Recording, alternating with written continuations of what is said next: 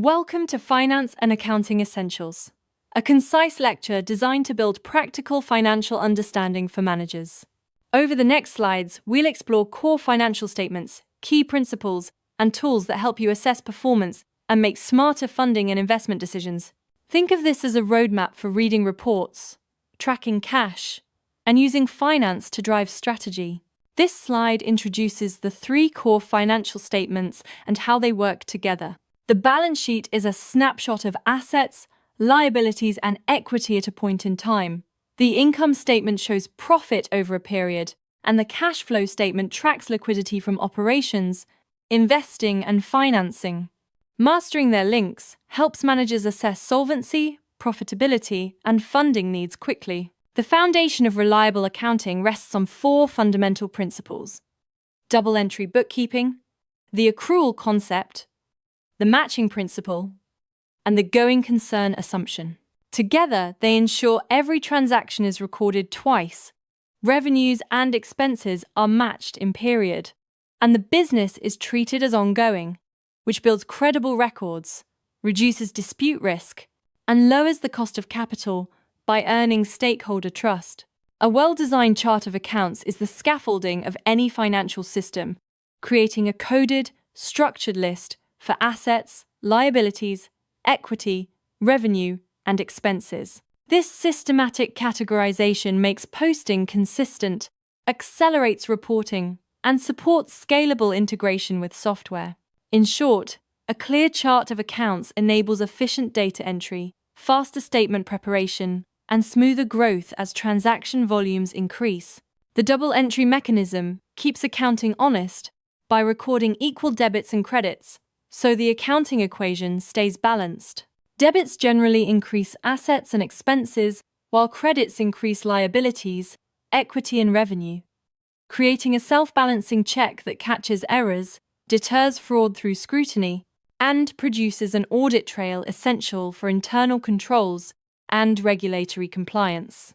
Every financial record flows through a repeatable transaction cycle, starting with a journal entry, posting to ledgers, performing periodic reconciliations, compiling a trial balance, and concluding with year-end closing and governance.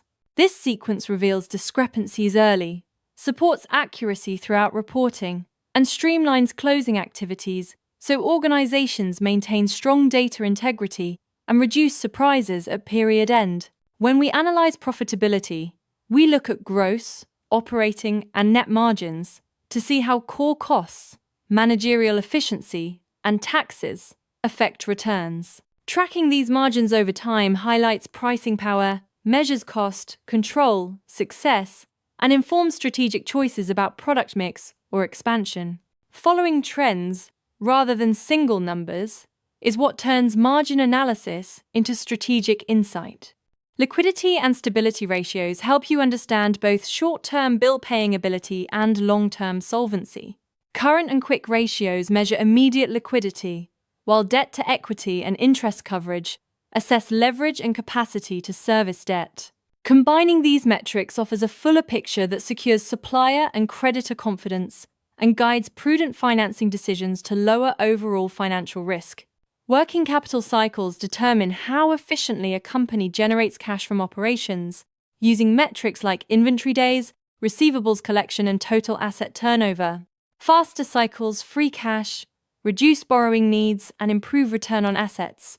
By tightening collections, optimizing stock levels, and improving turnover, firms can fund growth internally and support sustainable expansion without over-reliance on external capital. Cash flow analysis separates operating, investing, and financing activities to reveal quality of earnings and real liquidity. Net cash from operations shows core earnings quality, investing activity reflects growth and CapEx choices, and financing flows reveal the funding mix between debt and equity. Together, these views detect liquidity shortfalls early, support dividend and investment decisions, and validate profitability beyond accrual accounting. Disciplined working capital policies focus on negotiating payables, accelerating receivables, and optimizing inventory to unlock trapped cash. Implemented consistently, these measures free cash to fund growth internally, reduce dependence on expensive debt, and create competitive flexibility during downturns or supply disruptions. The strategic payoff is a stronger balance between operational resilience and the ability to seize market opportunities. Projecting sales, costs, and capital needs combines historical trend analysis with rolling forecasts, variance analysis, and scenario planning. Use past performance to inform forward-looking rolling updates, allocate capital proactively to R&D, marketing and operations, and run variance and scenario analyses to highlight corrective actions and contingency plans. This disciplined approach keeps resource allocation aligned with strategic initiatives and future volatility. Optimizing capital structure requires balancing debt and equity to minimize the overall cost of capital while preserving strategic flexibility. Debt offers tax-deductible interest but adds repayment obligations, while equity dilutes ownership and shares risk. The goal is an optimal mix that minimizes WACC, supports growth investments, and maintains control, enabling long-term value creation without excessive financial strain. WACC, the weighted average cost of capital, blends after-tax debt cost and required equity return using the company's capital weights to produce a single benchmark for investment decisions. Calculating WACC accurately gives you a minimum acceptable return for projects and helps protect shareholder wealth by guiding which investments meet or exceed the firm's hurdle rate. Inaccurate WACC risks value-destroying choices. Leverage amplifies returns but also increases financial risk, so prudent management and hedging are essential. Effective mitigation combines careful borrowing, interest rate hedging, covenant monitoring, and contingency liquidity planning.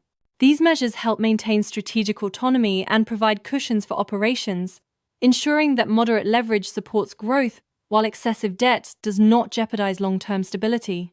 Capital investment decisions should be ranked using NPV, IRR, and payback criteria, with selection filters that require positive NPV and strategic alignment. Once projects are chosen, disciplined post-audits compare actual versus projected outcomes, refine future assumptions, and improve capital allocation efficiency. This closed loop ensures investments maximize enterprise value and lessons learned continually sharpen decision-making. Strong internal controls deter fraud and support reliable reporting by segregating duties, enforcing authorization hierarchies, and reconciling accounts regularly. Independent audits then validate control effectiveness, enhancing stakeholder confidence and ensuring compliance with laws and regulations. Together, controls and audits create a system that reduces error, mitigates litigation and reputational risk, and builds trust with investors and regulators. Strategic financial compliance ties regulatory adherence, proactive tax planning, and cash flow management to long-term value creation. Following reporting standards and meeting statutory deadlines preserves legal standing, while legitimate tax planning and cash retention enhance liquidity. Reinvesting retained cash for growth and returning value to shareholders through dividends and appreciation completes the cycle of compliance, supporting sustainable stakeholder value.